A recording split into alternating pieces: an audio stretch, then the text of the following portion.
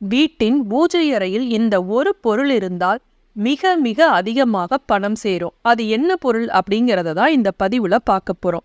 பொதுவா வீட்டோட பூஜை அறை சரியான திசையில வாஸ்து விதிப்படி அமைஞ்சு அந்த வீட்டில் இருக்கக்கூடிய பொருட்களும் வாஸ்து விதிப்படி இருந்தது அப்படின்னா அந்த வீட்டில் பணமும் மகிழ்ச்சியும் நிலைத்து இருக்கும் அப்படின்னு முன்னோர்கள் சொல்லியிருக்காங்க.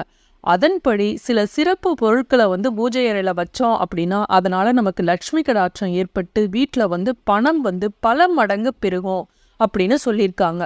அதுல ஒரு முக்கியமான பொருளை தான் நம்ம இந்த பதிவுல பார்க்க போறோம். அதை எப்படி வைக்கணும், எந்த நாள்ல வாங்கணும், எந்த திசையில வைக்கணும் அப்படிங்கிறது தெரிஞ்சுக்குங்க. வீடியோ ஸ்கிப் பண்ணாம பார்த்தீங்கன்னா தான் உங்களுக்கு தெளிவா புரியும். அனைவருக்கும் வணக்கம். நான் மிஸ்ஸஸ் அகல்யா ரவிக்குமார். வாஸ்துப்படி சில பொருட்கள் வீட்டில் இருந்ததுனாவே செல்வம் பெருகும் அப்படின்னு முன்னோர்கள் சொல்லியிருக்காங்க.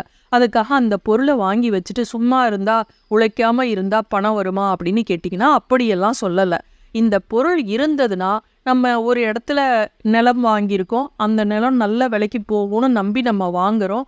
அந்த இடம் மிக அதிக விலைக்கு திடீர்னு ஒரு காலத்தில் விற்கிது அப்படின்னா இந்த மாதிரி பொருட்கள்லாம் நம்ம வீட்டில் இருந்ததுன்னா அந்த நிலமானது அதிக விலைக்கு விற்று நமக்கு அதன் மூலமாக லாபம் வரும்.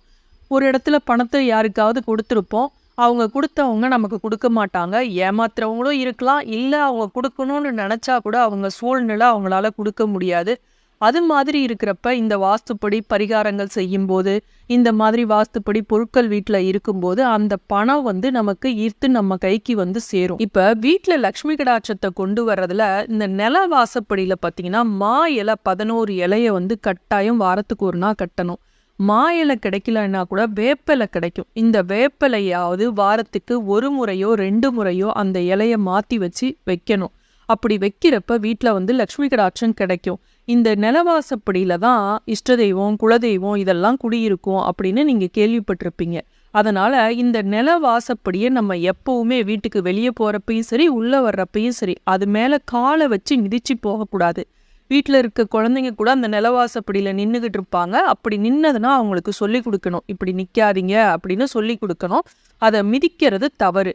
இந்த நிலவாசப்படிக்கு நம்ம வீட்டில் எப்பெல்லாம் சாம்பிராணி தீபம் காட்டுறோமோ அப்பெல்லாம் இந்த நிலவாசப்படிக்கும் நம்ம காட்டணும். அதே போல் இந்த பெட்ரூமில் பார்த்தீங்கன்னா சின்ன விளக்காவது, அதாவது ரொம்ப மெல்லிய விளக்காவது லைட் இருக்கணும் அப்படின்னு சொல்லியிருக்காங்க. சிலர் தூக்கம் வராது அப்படிங்கிறதுக்காக வெளிச்சம் இல்லாத நிலையை தான் உருவாக்கி வச்சுருப்போம். அது முற்றிலும் தவறான செயல் அப்படின்னு வாஸ்து சாஸ்திரத்தில் சொல்லியிருக்கு. தம்பதியருக்குள்ள அடிக்கடி சண்டைகள் வருமா, அதனால ரொம்ப மெல்லிய பல்பு இருக்கும் இல்லையா, அதாவது 0 வாட்ஸ் பல்பு அந்த மாதிரியான பல்பாவது இருக்கலாம். அதுவும் அடர் மஞ்சள் நிற ஒளியை ஏற்படுத்துவது நல்லது அப்படின்னு சொல்லியிருக்காங்க. படுக்கை அறையில இருக்கக்கூடாத ஒன்று சுவாமி படங்கள், அடுத்து முகம் பார்க்கும் கண்ணாடி, மீன் தொட்டி இதெல்லாம் இருக்கவே கூடாது. எவ்வளவுதான் நீங்க சுத்தமா வச்சிருந்தாலும் சாமி படத்தை அங்க மாட்டக்கூடாது, துரதிர்ஷ்டத்தை தான் வரவழைக்கும். அதே போல் கண்ணாடி நம்ம தினம் முகம் பார்க்குற கண்ணாடி அதை எங்கே வைக்கணுமோ அங்கே தான் இருக்கணும். அது முதல்ல செவ்வக வடிவத்திலோ சதுர வடிவத்திலோ தான் இருக்கணும். 4 அல்லது 5 அடி உயரத்தில் தான் இருக்கணும். இந்த கண்ணாடியை வடகிழக்கு திசையில் மாட்டணும் அப்படின்னா நம்ம வீட்டில் லக்ஷ்மி கடாட்சம் இருக்கும். சிலர் 7 குதிரைகள் கொண்ட ஓவியத்தை வச்சுருப்பாங்க, அதை வீட்டில் வைக்கலாம். அது அனைத்து அறைகளிலையும் வைக்கக்கூடாது. வைக்க வேண்டிய இடம் எங்கே அப்படின்னு பார்த்தீங்கன்னா ஹாலில், படுக்கை அறை இது மாதிரி இடத்துல அந்த ஓவியத்தை வைக்கலாம். வைக்கக்கூடாத இடம் எதுன்னு பார்த்தீங்கன்னா சமையல் அறை, நுழைவு வாசல், குளியல் அறை. இந்த இடத்துல இந்த வாஸ்துப்படி இந்த 7 குதிரை படத்தை வைக்கக்கூடாது. அடுத்து இந்த கடிகாரம், இந்த கடிகாரத்தை சரியான இடத்துல மாற்றணும் அப்படின்னா தான் நம்ம வீட்டுக்கு நல்லது. கதவு இருக்கு இல்லையா, அதுக்கு மேலே மாட்டக்கூடாது, தெற்கு பகுதி சுவற்றிலும் மாட்டக்கூடாது, கிழக்கு மேற்கு வடக்கு திசையில் மாற்றுறது நல்லது. மணி பிளான்ட் செடி இருக்குது வீட்டில் வளர்க்குறீங்க அப்படின்னா அதை வடகிழக்கு திசையில் வளர்த்தோம் அப்படின்னா வீட்டில் செல்வம் பெருகும். அதே போல் தினமும் ஒரு நாணயத்தை, அது 5 ரூபாய் நாணயமாக இருக்கலாம், 1 ரூபாய் நாணயமாக இருக்கலாம், அதை எடுத்து 2 கையும் இப்படி ஏந்தியபடி அதில் நடுவில் காசை வச்சு வலது கையில் வச்சு உங்களோட தேவையை மனமாற சொல்லி அந்த காசை சேமித்து வாங்க. அதை மாத கடைசியில் பணத்தில் வாழைப்பழத்தை வாங்கி பசுமாட்டுக்கு தானமாக கொடுங்க. உங்கள் வீட்டில் லக்ஷ்மி கடாட்சம் நிறைஞ்சு இருக்கும். அதே போல பீரோ இருக்கு இல்லையா, அது வந்து பணப்பெட்டி தென்மேற்கு மூலையில தான் எப்பவும் இருக்கணும். அதுல வந்து மல்லிகைப்பூவை போட்டு வச்சிங்க அப்படின்னா ரொம்ப நல்லது. மல்லிகைப்பூ அப்படிங்கிறது மகாலட்சுமிக்கு உகந்த ஒரு பூ. அடுத்து இந்த அதிர்ஷ்ட பொருட்கள்ல ஒண்ணு ஆம சிலை. பொதுவா ஆன்மீகத்துல ஆமை புகுந்த வீடு உருப்படாது அப்படின்னு பழமொழி இருக்கு.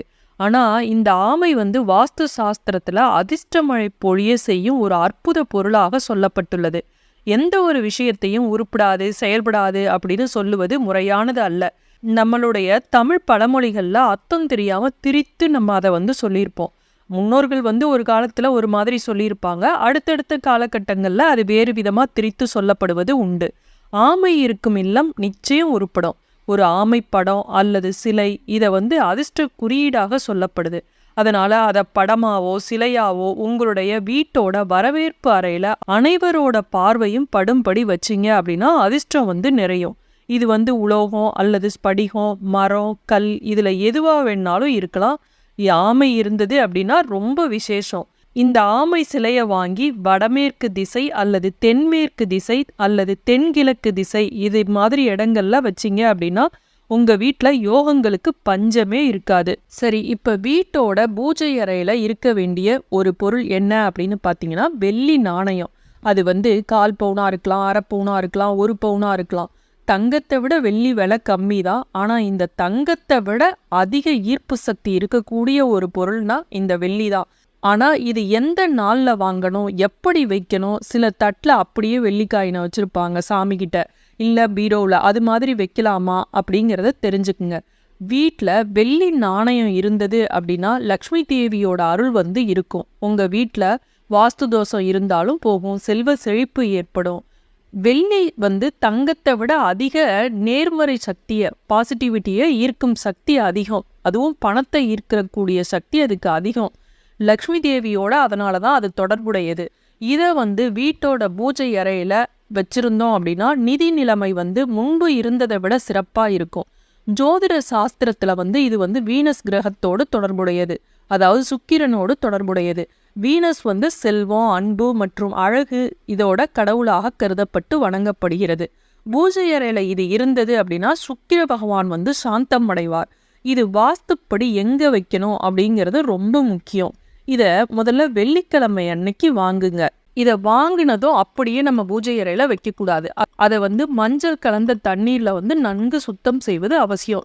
ஏன்னா இது வந்து நிறைய பேர் மற்றவர்கள் கைப்பட்டு இருக்கும் கடையில இருக்கிறப்ப, அதை நம்ம வீட்டுல வந்து பூஜை அறையில வைக்கிறப்ப இதை நன்கு சுத்தம் செய்த பிறகுதான் வைக்கணும். அதற்கு பிறகு பூஜை அறையில வந்து வடகிழக்கு மூலையில வைக்கணும். பூஜை அறையெல்லாம் தனியா இல்ல, ஒரு பூஜை செல்ஃபு தான் இருக்கு அப்படின்னாலும் பரவாயில்ல, அந்த பூஜை செல்ஃபுல வடகிழக்கு மூலை எங்க இருக்கோ அந்த இடத்துல வைங்க. இது வந்து மகாலட்சுமி உருவம் போட்டு அதுல இருக்கு அப்படின்னா அந்த காயினை வந்து அப்படியே நேரா வைக்கிறது ரொம்ப முக்கியம். சாமி வந்து அதாவது நம்மளை பார்த்த மாதிரி இருக்கணும். கீழே வந்து மகாலட்சுமி உருவம் இருக்கிற மாதிரி காயினை வந்து தட்டுல வைக்கக்கூடாது. அது பணத்தை ஈர்ப்பதால மேல் நோக்கி இருக்கிற மாதிரி வேணா வைக்கலாம், இல்ல நேராக நம்மளை பார்த்து இருக்கிற மாதிரி வைக்கணும். கீழே வந்து மகாலட்சுமி தாயார் இருக்கிற மாதிரி அடிப்பகுதி வந்து தட்டுல வந்து மோதிக்கொண்டு இருக்கவே கூடாது. இந்த தவறை செய்யாதீங்க. இப்ப இதுல நான் சொன்னது மாதிரி நீங்க வந்து பூஜை அறையில இதை வச்சு பாருங்க. உங்க வீட்டுல நிதி நிலைமையானது மேம்படும். முன்பு இருந்ததை விட பணமானது பல வழிகள்ல உங்ககிட்ட வந்து சேரும். மீண்டும் அடுத்த காணொளியில் சந்திக்கும் வரை நன்றி, வணக்கம்.